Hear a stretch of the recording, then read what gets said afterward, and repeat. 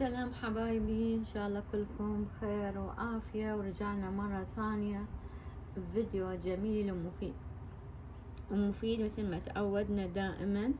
نتناول موضوع أو قضية نشرحها ونناقش فيها. اليوم عندنا مسألة جدا جدا مهمة، وهي هدية ربانية من رب العالمين لكل إنسان يبلغ عمر معين، إنه عندنا هدية جميلة جدا من الله سبحانه وتعالى لكل شخص يعني يتجاوز مرحلة عمرية. فاليوم راح نتناول موضوع جدا مهم أشار إلى القرآن الكريم، وهي هدية ربانية لكل من يبلغ سن 40 عام. مثل ما نعرف عندما يبلغ الشخص هذا العمر أكيد راح يمر بمرحلة مهمة من مراحل العمر، اللي هي فيها النضوج الجسدي والنضوج العقلي، ويكون هذا الشخص إنسان قيم يملك معلومات وخبرة في الحياة.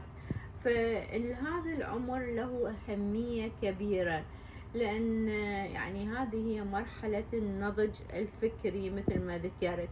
فالله سبحانه وتعالى حب يشير إلى هذا العمر الجميل، المرحلة العمرية اللي يمر بها الإنسان، اللي ذكرت هي أنه يبلغ سن 40. أنه يعني في هذه المرحلة عندنا آية جدا جميلة أو هدية ربانية أشار إلى القرآن الكريم، أنه في هذا العمر يجب أن الإنسان أنه يشكر نعمة الله على كل ما أعطاه. فالآية تقول: ربي أوعزني أن أشكر نعمتك التي أنعمت علي وعلى والدي وأن أعمل صالحا ترضاه. فنلاحظ أنه في هذه الآية تبدأ عملية الشكر. أنه هنا لماذا ذكر ربي أنه في هذه المرحلة من العمر ربي أوعزني، يعني أعطيني أو أمنحني القوة أن أشكر نعمتك. لأن الإنسان هاي المراحل العمر كلها، مرحلة الشباب، مرحلة البلوغ، مرحلة أنه يكون إنسان ناضج، كان يعني يسعى ويعمل ويجتهد ويبذل مجهود كبير حتى يصل للقمة. لكن عندما يصل لهذه المرحلة العمرية يتوقف ويبدي يتذكر النعم اللي أنعمها الله عليه، مثل نعمة البصر، نعمة السمع، نعمة السلامة العقلية، نعمة القوة اللي أعطاه، هي نعمة الأولاد، نعمة الأحفاد. فيبدأ يتذكر النعم اللي وهب لي يا الله في الحياة، نعمة التعليم، نعمة العقل، نعمة الحكمة.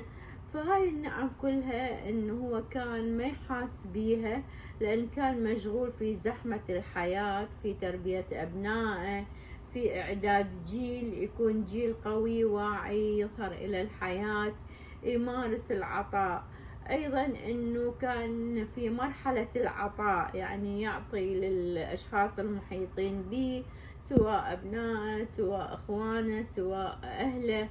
فهاي المرحلة يكون يعني مرحلة اللي ذكرنا فيها النضج، يعني يبدأ انه الانسان يكمل مشوار حياته، يعني اولاده يكبرون بالعمر، يدخلون المراحل الدراسية، يتخرجون من الجامعات، ايضا يبدون يعني يمارسون حياتهم الطبيعية.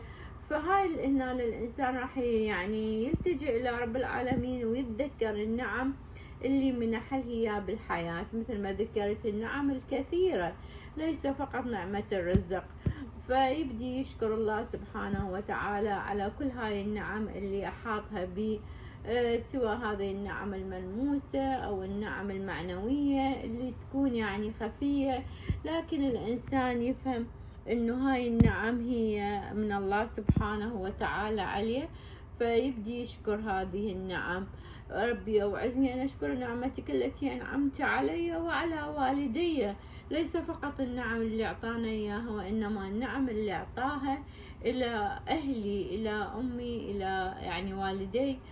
فهاي النعم هي من أشكرها أني، الله سبحانه وتعالى راح يزيد لي بيها، اللي هي نعمة الصحة، راح يزيد بالصحة، يزيد بأنه تكثر البركات في المال في الأولاد، أنه يكون أولادنا بارين.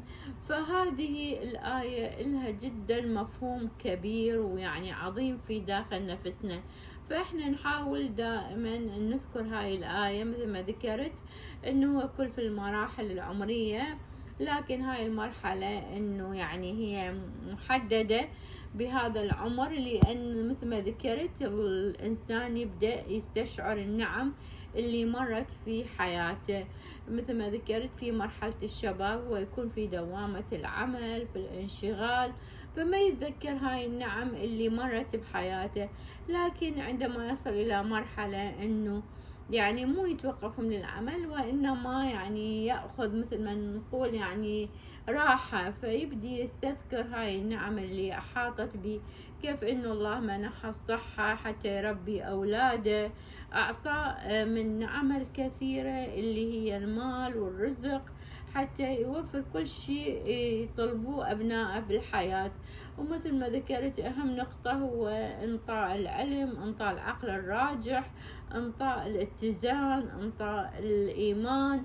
هاي كلها نعم احنا نشكر الله سبحانه وتعالى عليها، ونعلم أبنائنا إنه يشكرون الله سبحانه وتعالى حتى يكون مع تواصل كبير مع يعني مع الأهل، مع الله سبحانه وتعالى، ما ينقطعون عن الشكر حتى تزيد نعمهم وتزيد بركاتهم، لأن شكرتم لأزيدنكم.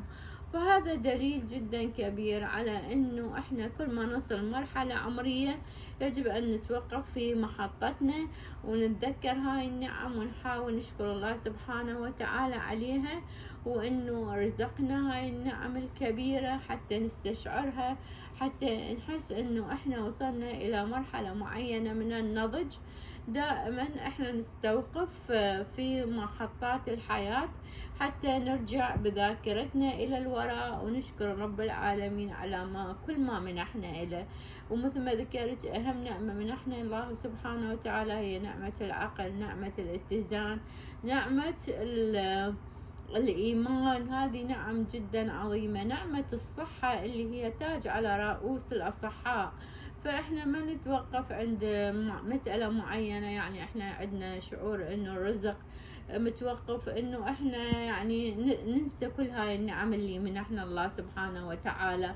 بالعكس قد تكون هاي النعمة يعني هي نعمة غير يعني ذات أهمية كبيرة في الحياة.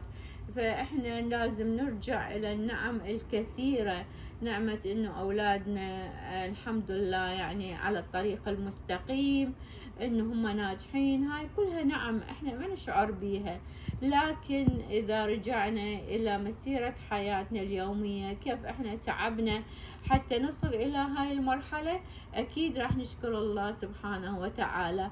لماذا إذن هذه الهدية في هذه المرحلة من العمر؟ لأن الله سبحانه وتعالى رادنا دائما إنه إحنا نستوقف في حياتنا ونرجع إلى النعم اللي مرت بحياتنا.